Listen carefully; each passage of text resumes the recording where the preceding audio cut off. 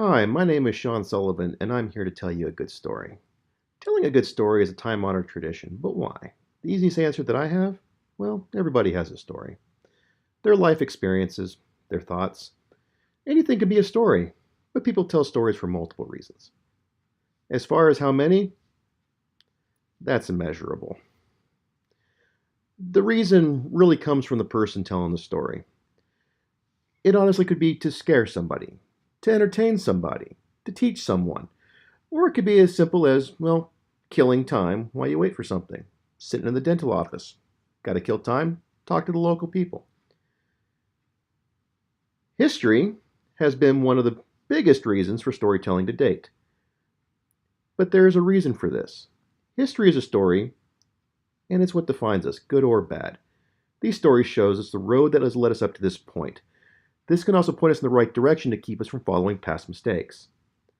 Before written history, all history was recorded by stories, either told by the tribe or told to the tribe or painted onto the walls. Usually one would collect these stories, kind of like a prehistoric historian of sorts. This person would pass these stories on to the younger generation, passing along possible moral lessons or with the hopes that they learn something from these stories. This continues today. People use these stories to infer their message into teaching. This can be seen with teachers today when they either use stories for their life experiences, such as helping pass along that information. It helps them relate to such information better, helping them learn. Most colleges, they use a lecture form of teaching in classes from what I've seen so far. What is this but storytelling? The instructor uses what while teaching to help convey the information to the students. Even though there are a few facts intertwined, the instructor is basically telling a story. Storytelling can even go into bonding between people.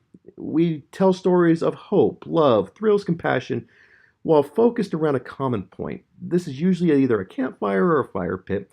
We congregate around these places, but we tell stories to one another. I believe we do this for a better understanding of one another, to connect to others.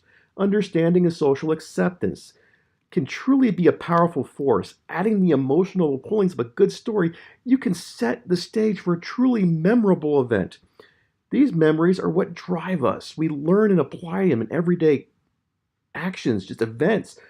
The traditions can be seen within organizations such as the Boy Scouts of America. They use these tools to help these young boys connect to one another, to unify them, to make them a team. This is also used to spark creativity within them. This is not only exclusive to the Boy Scouts of America. All summer camps do this for the same reasons.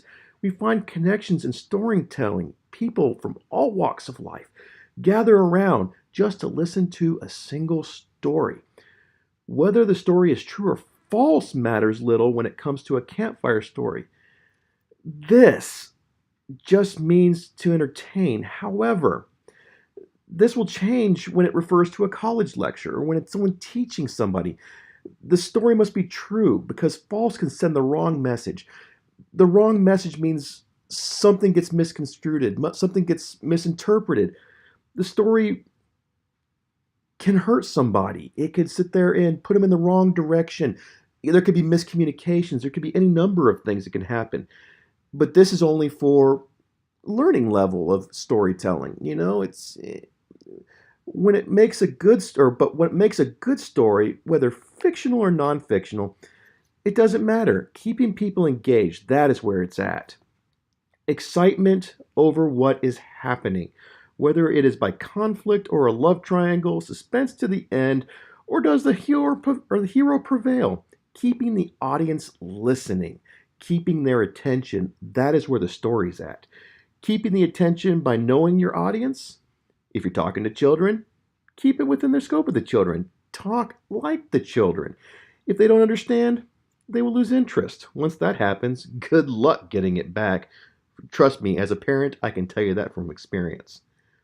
If your audience is teenagers, then you need to talk in a manner that's more their understanding.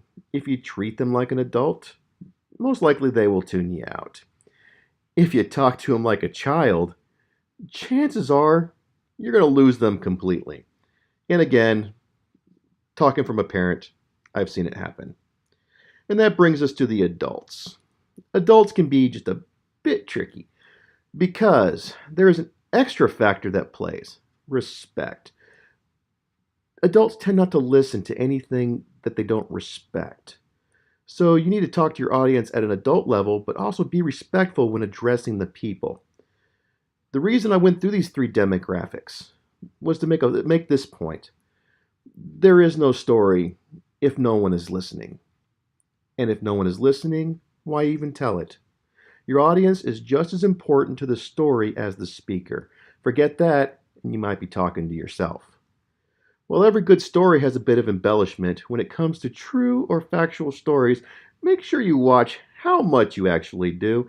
You could get caught up in the fish was this big category. This can take away any validity from your story if it becomes a monster of a tale.